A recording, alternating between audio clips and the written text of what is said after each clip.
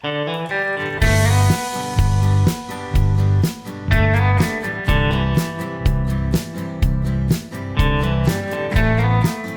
Friends, welcome to Madras சமையல்.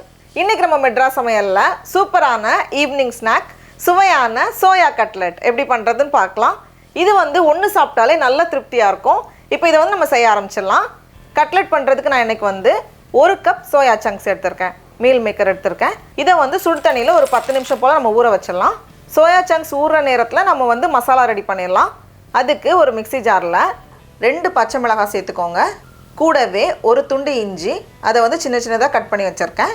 2 சின்ன பல் பூண்டு, கடைசியாக 1/2 டீஸ்பூன் சோம்பு எல்லாத்தையும் சேர்த்துட்டு ஒரு வாட்டி அரைச்சி இந்த மாதிரி எடுத்துகிட்டு வந்திருக்கேன். இப்போது நம்மளோட சோயா சங்க்ஸ் நல்லா ஊறி ரெடியாக இருக்குது. இது 1-2 வாட்டி பச்சை தண்ணியில் அலசிக்கோங்க. அலசிட்டு தண்ணி எதுவுமே இல்லாமல் நம்ம நல்லா புழிஞ்சிடணும். புழிஞ்சிட்டு இதை நம்ம அரைச்சி வச்சுருக்கோம்ல அதோடய சேர்த்துடலாம். சேர்த்துட்டு இதை ரொம்ப அரைக்கணும்னு அவசியம் இல்லை. பல்ஸ் மோடில் கொஞ்சம் நேரம் அரைச்சி எடுத்தோம் அப்படின்னாலே இந்த மாதிரி நிறையா அழகாக வந்துடும். சோயாலாம் அரைச்சி ரெடி பண்ணியாச்சு. இப்போ நம்ம கட்லெட் பண்ண ஆரம்பிச்சிடலாம். அதுக்கு ஒரு பேனில் 2 டேபிள் ஸ்பூன் போல் எண்ணெய் சேர்த்துக்கோங்க.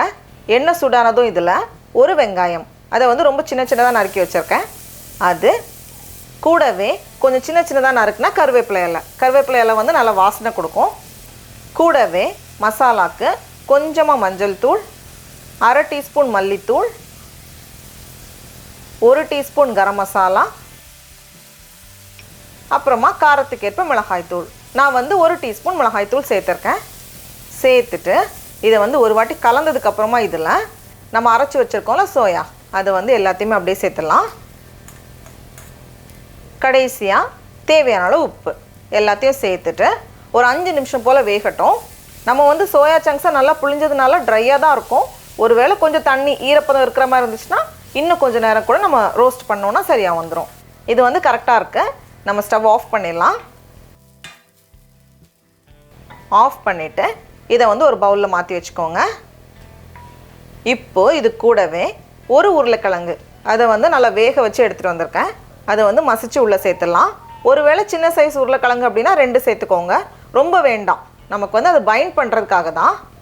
அப்புறமா கொஞ்சம் நறுக்குனா மல்லி இலை, கூடவே 2 டேபிள் ஸ்பூன் அரிசி மாவு, கூடவே ரொம்ப கொஞ்சமாக உப்பு எல்லாத்தையும் சேர்த்துட்டு நம்ம நல்லா கலந்து வைக்கணும்.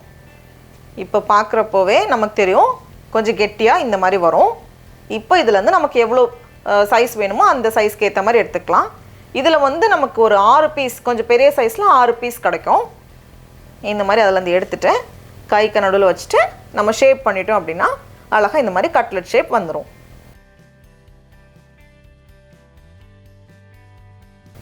இந்த மாதிரி ரெடி பண்ணியாச்சு. இப்போ இதை நம்ம பிரெட் க்ரம்ஸில் கோட் பண்ணணும்.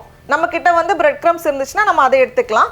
நான் இன்றைக்கி நம்ம வீட்டிலேயே பிரெட் க்ரம்ஸ் பண்ண போகிறேன். இதுக்கு நான் இன்றைக்கி 3 ஸ்லைஸ் பிரெட் எடுத்திருக்கேன். அதை 1-2 பிச்சுட்டு நம்ம ஒரு மிக்ஸி ஜாரில் மாற்றிடலாம். நான் அந்த ஓரங்களெல்லாம் கட் பண்ணல. சேர்த்துட்டு பல்ஸ் மோடில் இந்த மாதிரி அரைச்சி எடுத்துகிட்டு வந்திருக்கேன். நல்லா துகளாக இருக்குது. இப்போ ஒரு பேனில் நம்ம அரைச்சி வச்சுருக்கிற ப்ரெட்டெல்லாம் சேர்த்துடலாம். சேர்த்துட்டு இதை கொஞ்சம் மீடியம் ஹீட்டில் வச்சுட்டு நம்ம ரோஸ்ட் பண்ணணும். ஹை ஹீட்டில் வச்சோம் அப்படின்னா கரிஞ்சு போயிடும். அதனால் கொஞ்சம் மீடியம் ஹீட்டில் வச்சுட்டே நம்ம பண்ணும்போது நல்லா உதிரியாக அந்த ஈரப்பதம் எல்லாம் போய் நல்லா கிறிஸ்பியாக வரும். இந்த மாதிரி கொஞ்சம் கிறிஸ்பியாக வந்ததும் இதை எடுத்து நம்ம ஒரு பிளேட்டில் மாற்றி வச்சிடலாம். ஆறுனதுக்கப்புறமா பாருங்கள் நல்லா இந்த மாதிரி சூப்பராக கிறிஸ்பியாக இருக்கும். அதே மாதிரி அதை கோட் பண்ணுறதுக்கு 4 டேபிள் ஸ்பூன் மைதா மாவு எடுத்திருக்கேன். கூடவே கொஞ்சமாக தண்ணி, 6 டேபிள் ஸ்பூன் போல் தண்ணி சேர்த்துட்டு நம்ம நல்லா கலந்து வச்சிடலாம். மைதா மாவு வேண்டாம் அப்படின்னு நினச்சிங்கன்னா நம்ம முட்டையில் கூட நம்ம கோட் பண்ணலாம், கரெக்டாக வரும். எல்லாமே ரெடியாக இருக்குது. இப்போது இதிலேருந்து ஒரு பீஸ் எடுத்துகிட்டு ஃபஸ்ட் இந்த மைதா தண்ணியில் நம்ம மிக்ஸ் பண்ணிவிட்டு அதுக்கப்புறமா பிரெட் க்ரம்ஸில் நம்ம கோட் பண்ணணும். இதில் வச்சுட்டு கையை தொடச்சிக்கோங்க. கையில் ஈரம் இருந்துச்சுன்னா பிரெட் க்ரம்ஸ் எல்லாமே ஒரு மாதிரி கட்டி தட்டிடும். அதனால் இந்த மாதிரி நம்ம பண்ணும்போது நல்லா நீட்டாக சூப்பராக வரும். எக்ஸஸ் இருக்கிறத நம்ம ஷேக் பண்ணிடலாம், இல்லைனா எண்ணெயில் போய் அழுக்கு பண்ணிடும். இந்த மாதிரி ஷேக் பண்ணி எல்லாமே ரெடி பண்ணி வச்சுருக்கேன். இப்போ நம்ம எண்ணெயில் போட்டு பொரிக்கணும். எண்ணெய் மீடியம் ஹீட்டில் வச்சுக்கோங்க. வச்சுட்டு ஒன்று ஒன்றா சேர்த்துட்டு 2 பக்கமும் நல்லா செவந்து வரது வரைக்கும் நம்ம வந்து பொரிய வச்சு எடுக்கணும். இப்போ இதை வந்து நம்ம திருப்பி போட்டுடலாம். டக்குன்னு ரெடி ஆகிரும். இப்போ பார்த்தோம் அப்படின்னா நம்மளோட கட்லெட் 2 சைடும் நல்ல ஒரு கோல்டன் ப்ரௌன் கலர் வந்திருக்கு. இந்த ஸ்டேஜில் இதை எடுத்து நம்ம வெளியே வச்சிடலாம். அவ்வளோதான். டடா, நம்மளோட நல்ல மொறுமொறுவான கட்லெட் ரெடியாக இருக்குது. அப்படியே சுட சுட டீ காஃபி எல்லாத்துக்குமே சூப்பரான காம்பினேஷனாக இருக்கும். இப்போ நம்ம டேஸ்ட் பண்ணி பார்க்கலாமா?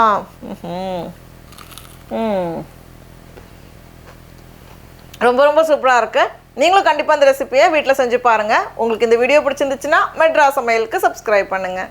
நாவின் சுவை அரும்புகள் மலரட்டும்.